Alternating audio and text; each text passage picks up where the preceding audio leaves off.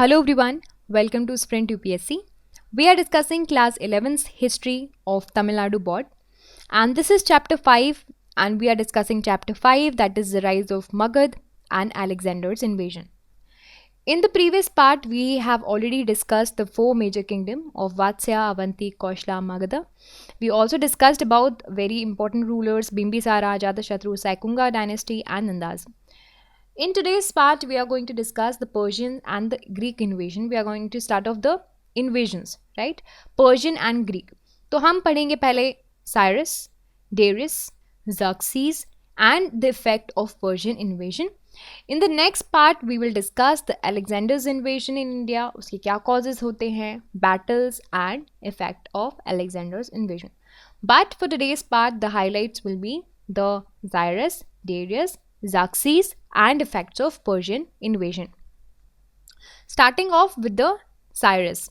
So 558 to 530 BC इनका time था.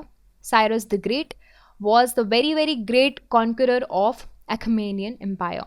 ठीक है, Achaemenian Empire के बहुत ही बड़े great leaders, you can say empire के बहुत ही बड़े conqueror थे. He was the first ever conqueror who led the expedition and entered to India.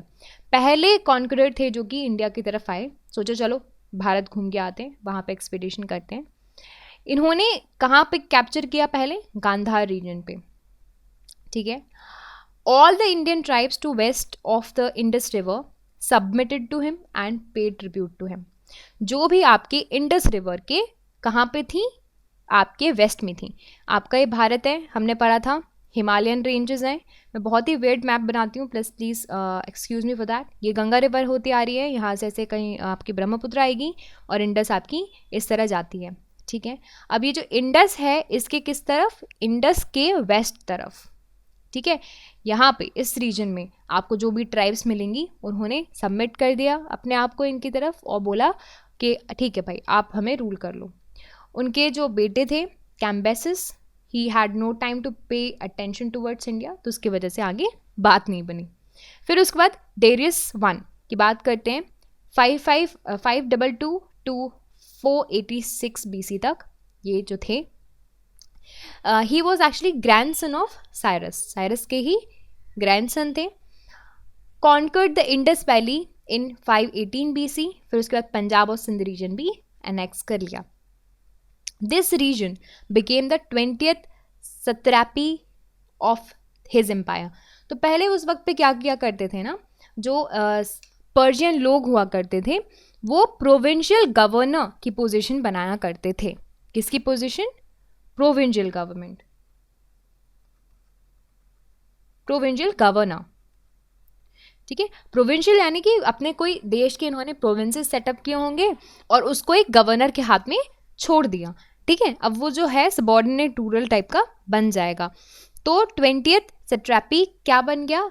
ये बन गया. यानी कि जो गवर्नर्स हैं उनको सत्राप बोला करते थे, SATRAP. ठीक है. और इनके अंदर जो भी प्रोविंस आएगा उसको सट्रैपी बोला करते थे. ठीक है. And it was the most fertile populous province of their empire.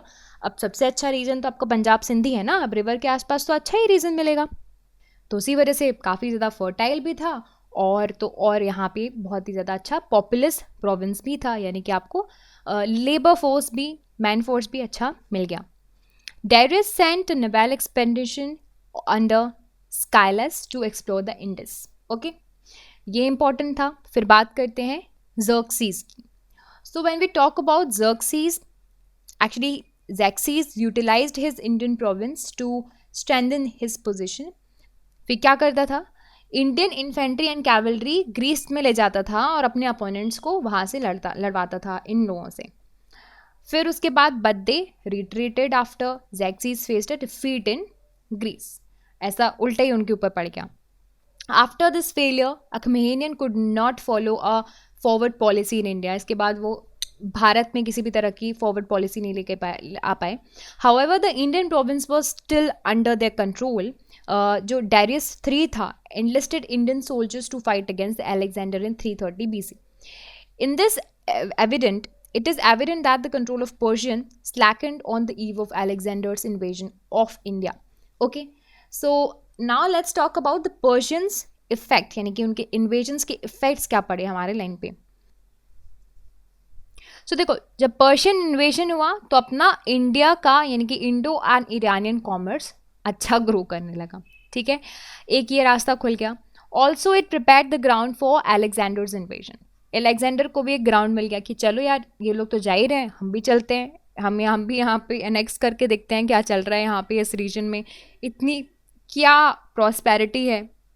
फिर उसके बाद एक स्क्रिप्ट हुआ करती थी, खारोश्ती स्क्रिप्ट, ठीक है, ये जो स्क्रिप्ट है ये अब जो है यूज़ होने लगी and it is a form of Iranian writing, काफ़ी ज़्यादा पॉपुलर होगी आपके नॉर्थ वेस्टर्न इंडिया में। एंड अशोका के एडिक्ट्स आपको इस स्क्रिप्ट में लिखे हुए मिलेंगे।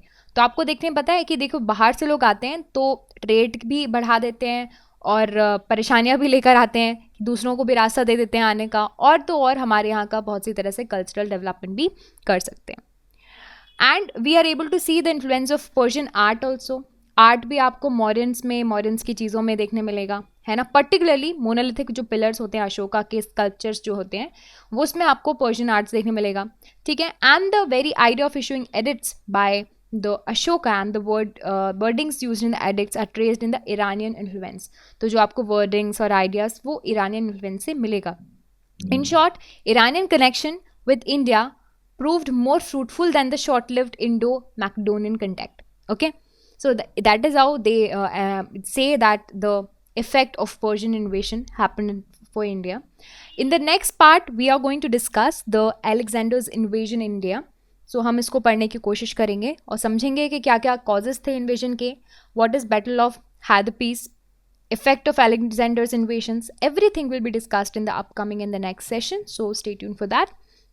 If you like this video, you can subscribe to the YouTube channel for more videos and updates, and also you can download the Sprint to UPSC app to practice book, chapter and topic wise. Remember candidates, just reading books and watching videos are not going to help you out unless you practice thoroughly. So identify your mistakes and work to improve your performance, and Sprint UPSC is the perfect app to do all of this. अगर आपको ये video पसंद आया हो तो हमारे YouTube channel को subscribe कीजिए और वीडियोज़ एंड अपडेट्स के लिए साथ ही साथ डाउनलोड कीजिए स्प्रिंट यूपीएससी ऐप। यहाँ पर आप अपनी बुक्स, चैप्टर और टॉपिक वाइज प्रैक्टिस कर सकते हैं। देखिए, सिर्फ बुक पढ़ने से और वीडियोस देखने से मदद नहीं मिलेगी जब तक आप अच्छे से प्रैक्टिस नहीं करोगे। तो अपनी मिस्टेक्स को जानिए एंड परफॉर्मेंस को इम्प्रूव कीजिए, और स्प्रिंट यूपीएससी इसके लिए परफेक्ट ऐप है। I will see you in the next video. Thank you so much.